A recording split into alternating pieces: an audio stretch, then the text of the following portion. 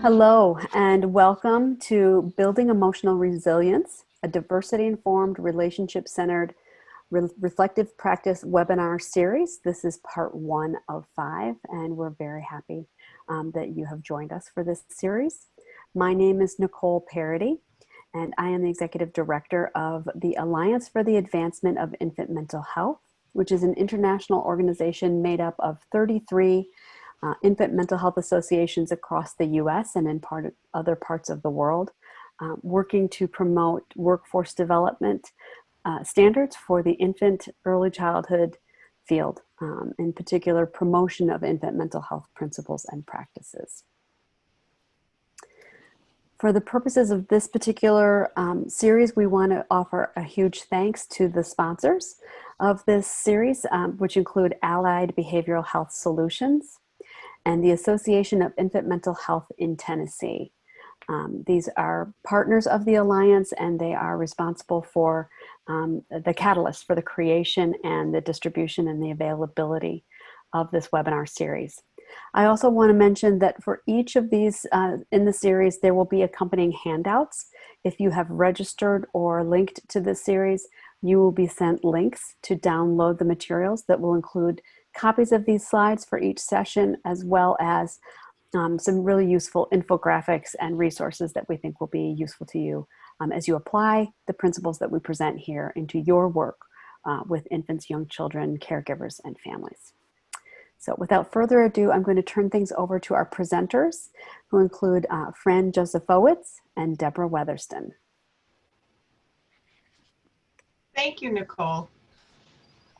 The Association of Infant Mental Health in Tennessee and Allied Behavioral Health Solutions, in partnership with the Alliance for the Advancement of Infant Mental Health, are pleased to be working together to move forward the awareness of the needs of infants, young children, their families, and caregivers in these times of historic and devastating proportion: a national pandemic, an economic crisis, and painful racial turmoil. This project is dedicated to building a foundation for the engagement of all infants, young children, their parents, and caregivers to strengthen and support optimal development within the context of healthy relationships with respect for race, culture, identity, and community. We celebrate the understanding that infant and early childhood mental health is best achieved through diversity-informed practices that guide our relationships, our understanding of one another, and capacity for reflection across disciplines in multiple service settings and organizations to meet the needs of all infants, children, and families. I am Fran Jozefowicz, and I am so very pleased to be with you today. I'm an infant mental health mentor, endorsed, and for over 30 years, I have focused on supporting the social emotional development of infants, young children, and their parents, as well as the professionals who support our young families in Michigan. I have worked in and supervised an infant mental health home visiting program, a preschool home-based mental health treatment program, and have provided reflective supervision for infant and early childhood mental health professionals. I am an active board member of the Michigan Association for Infant Mental Health and the Alliance. And I'm Debbie Weatherston.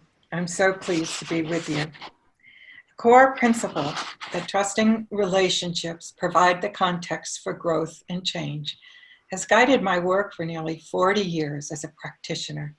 I began in an infant mental health home visiting program within community mental health, then became a reflective supervisor, had the privilege of administrating a university graduate certificate program in infant mental health, and was the co-developer and executive director of the Alliance for the Advancement of Infant Mental Health from 2016 to 2018.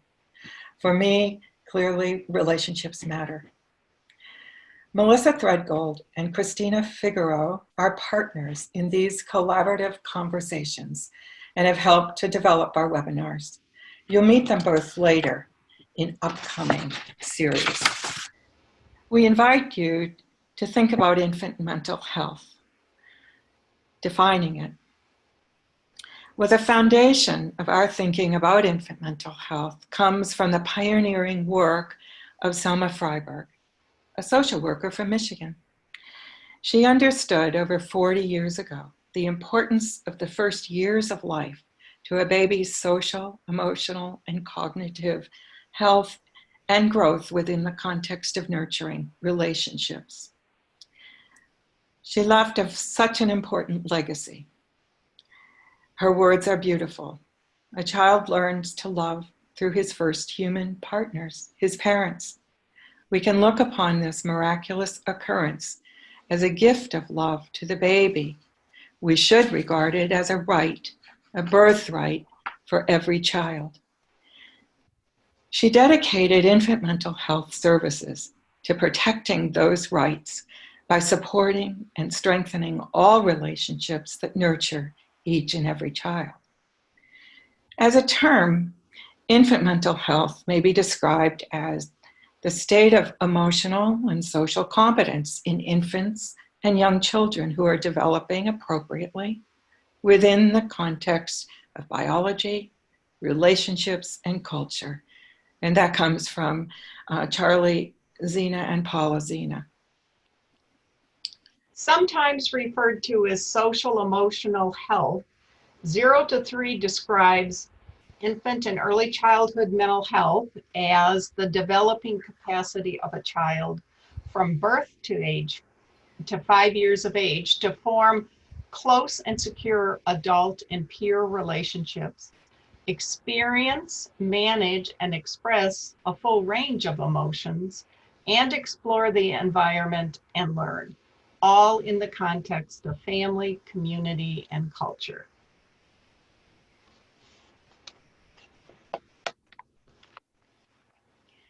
So we've expanded our thinking about infant mental health to include infant and early childhood mental health, and now infant and early childhood mental health practice. We want to include diversity, relationship, and reflection. And today, we want to especially begin with diversity-informed practice, the first in our 3 pillars. The tenets direct professionals to be mindful of race, culture, identity, and community when working in the infant and early childhood community. This pertains across all sectors: health, early care and education, mental health, child welfare. In practice, these tenets explicitly invite each one of us to think about the ways in which we interact with one another, personally and professionally, maintaining respect for diversity, inclusion, and equity. Of particular interest today is tenet number 1, self-awareness. Working with infants, young children, families requires all of us to think deeply about our own culture, our values, our prejudices, and beliefs. Equally important, we think about babies, infant care, families, fathers, and our thoughts about them. They can differ.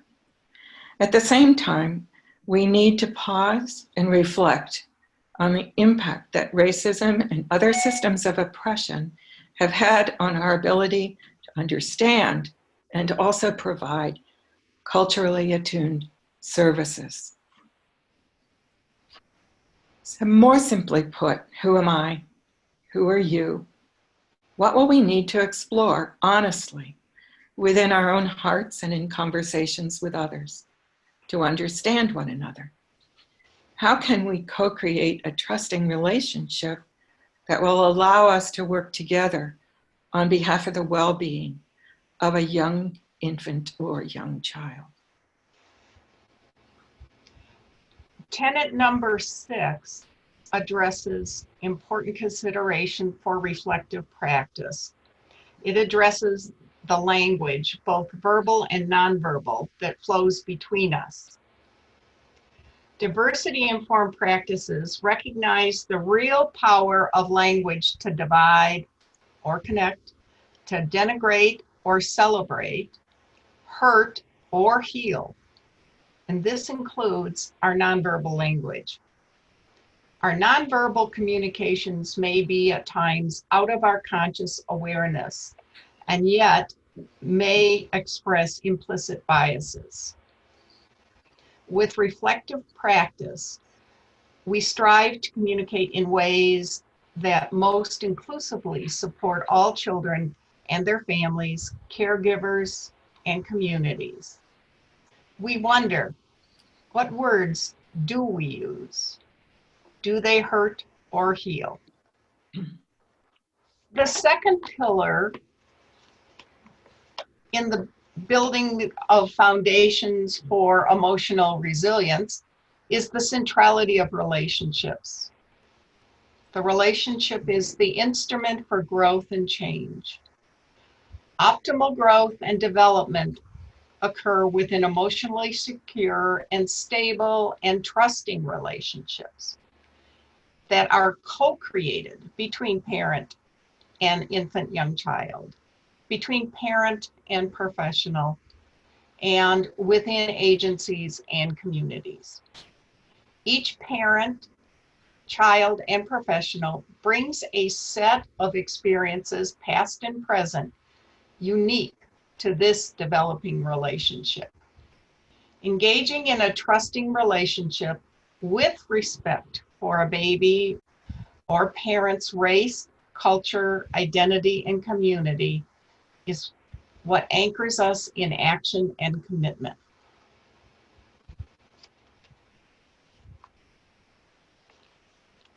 So we come to the third pillar, reflection or reflective practices.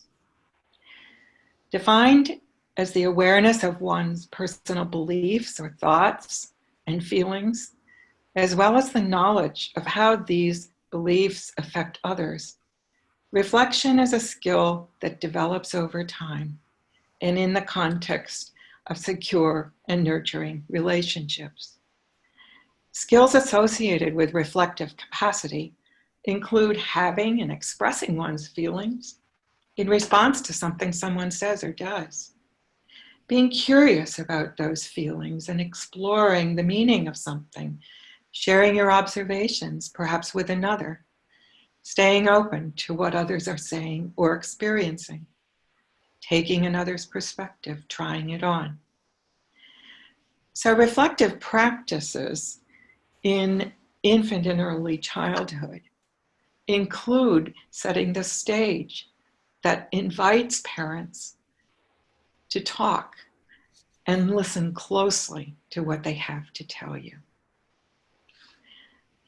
It also means respecting a parent's expression of feelings, not being upset about those, inviting the sharing of worries or concern, wondering about them together and how they impact the baby. Regularly examining your own thoughts to better understand emotional responses to the work that you're carrying out is such important work. It's often so filled with emotion, emotionally charged. If you're fortunate enough to have a supervisor to meet with regularly, then you have an opportunity to share what's on your mind, what you've thought about, what you found yourself hearing, and what you've observed. So many feelings are awakened in the work that any of us is doing. I hope so much that you have somebody to check in with and reflect regularly.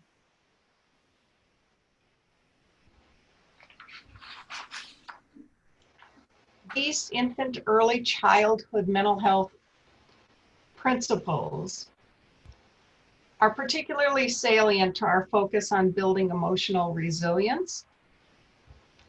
Brain research continues to underscore that the events in the first years of life, positive or negative, are significant to health and well-being across one's lifetime.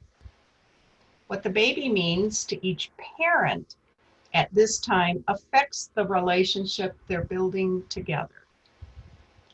What this baby learns from being with and in relationship with her parent or parents affects how she learns to be in relationships with others in her life. So, to the extent that professionals can promote, support, understand, and strengthen developing parent-infant relationships, be reflective and hold in mind diversity-informed practice, we will better assure the gift of love for each baby and caregiving family.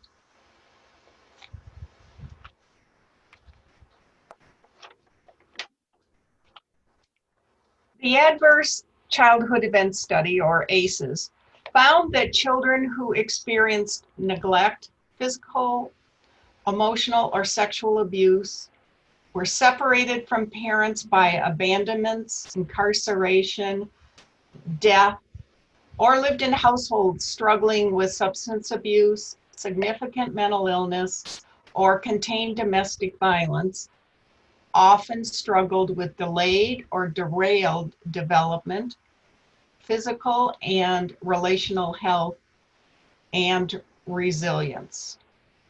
Parents who expressed a significant number of their own ACEs frequently find responsive and reflective parenting difficult. So we have other things to think about. Certainly the overlay of poverty is a very big consideration that can place burden on the care that a parent offers. Racial discrimination that families experience, inequities in education, in the mental health services available, even in the pediatric care that's available to a baby. These things heighten the risk of reflective and relational parenting. Social injustice is also something that we absolutely need to think about.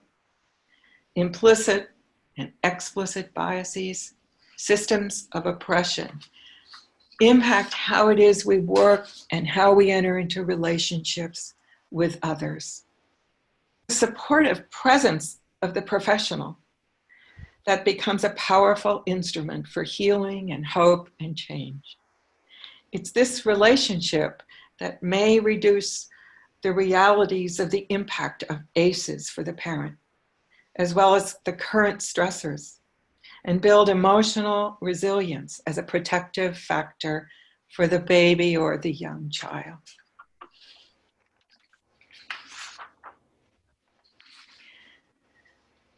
So what can we do about this?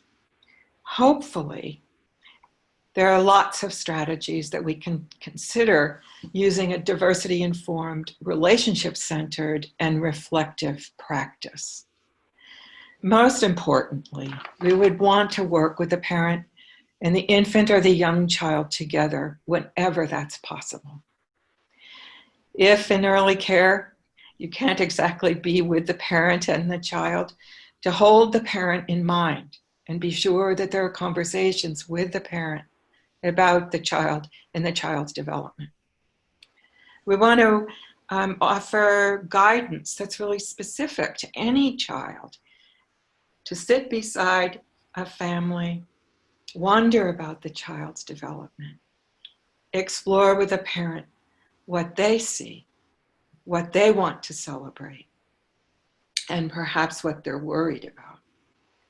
Supportive play is really very important. So creating lots of opportunities for shared pleasure, interaction, and joy, all the while remaining curious and self-reflective about your own beliefs and values, sitting beside families or with young children to better understand how they impact your work with them. The practice of cultural humility is becoming more and more apparent. Considering any oppression or discrimination that the family may have experienced is vital.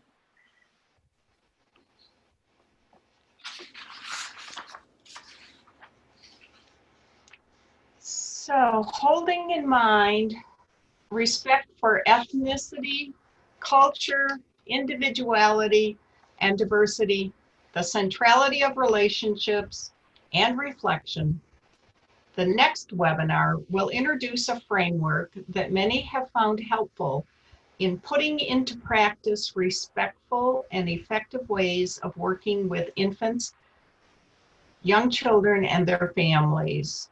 And these can be summed up by 4 little words: observe, listen, wonder, and respond.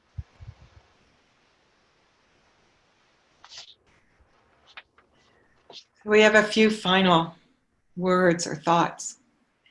As the focus of this series is on developing a reflective stance, entering into meaningful relationships with one another, and keeping diversity in mind, we invite you to pause, to think, and talk with your colleagues. How might the concepts we've raised today influence your work? How do they fit or support or challenge you when it comes to being with babies, young children, and families, even with one another? How does your own race, ethnicity, or culture influence your understanding, your values, and your beliefs? We wish you luck in considering these things. They're vital to our effective services and to really building a resilient community for the next generation. Debbie and Fran, I want to thank you for this first of 5 webinars that will really invite practitioners from all the different service sectors. From you spoke, of course, about early care and education, and about home visiting and child welfare and behavioral health and health, early intervention. That these concepts that you're offering, I think, can be applied in any of those sectors. And for that, I'm very appreciative. I wonder if you could say maybe just a little bit, since both of you have been very involved in infant mental health associations, for those practitioners who may find that they don't have enough opportunities for reflection in their work settings, what role might the Infant Mental Health Association play for a professional who's looking to be connected with other professionals who apply these principles in their work for sort of ongoing professional development?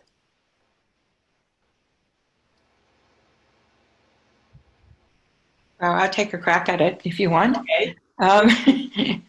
I think it's probably one major responsibility for the associations to provide time and space for people to gather.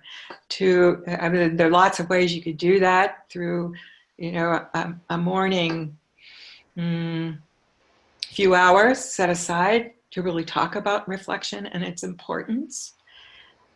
Put out an initiative that might invite a group of people who are interested to join a webinar or join a Zoom under the direction of one of the more skilled members, and to begin to create holding space for professionals who really want to consider and be more reflective about their work with families. Sometimes there's a fee for that, but it can be nominal if it's a group experience. I do think it's a major way that an association can really be helpful in building capacity in their states.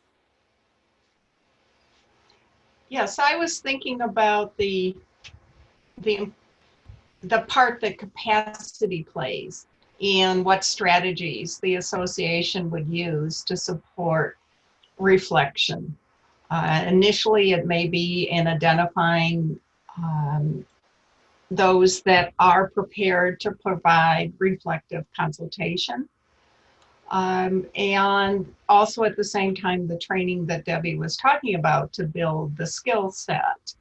As that develops, I see when there starts to be some capacity, I start to see the associations function also to be a link to providers and helping them find them in their geographic area or perhaps distance reflective consultation, which in this wonderful day and age, Zoom and other things allow us to be much more connected than we ever could be before those. Yeah, thank you. Sorry, Debbie, go ahead. Yeah, and I was thinking that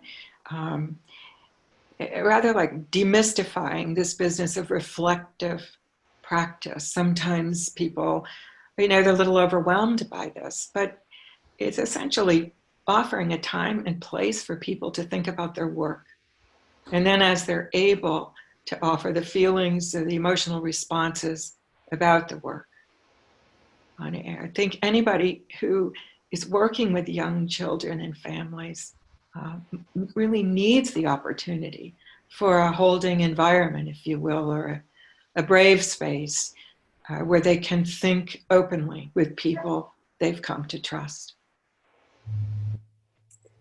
Thank you for that. I think it's what I'm hearing both of you, a common thread through both of your remarks is that the Infant Mental Health Association is a professional home. It offers almost like a secure base for all professionals who are working on behalf of infants, young children, caregivers, and families, and that they're responsive organizations. They want to hear and they want to be responsive to the needs of their members, whether that's connection to people in their own community, connection via spaces for reflective practice, spaces for ongoing professional development, that they serve an important role for all sectors of the workforce who are looking to apply these kinds of principles into their practice.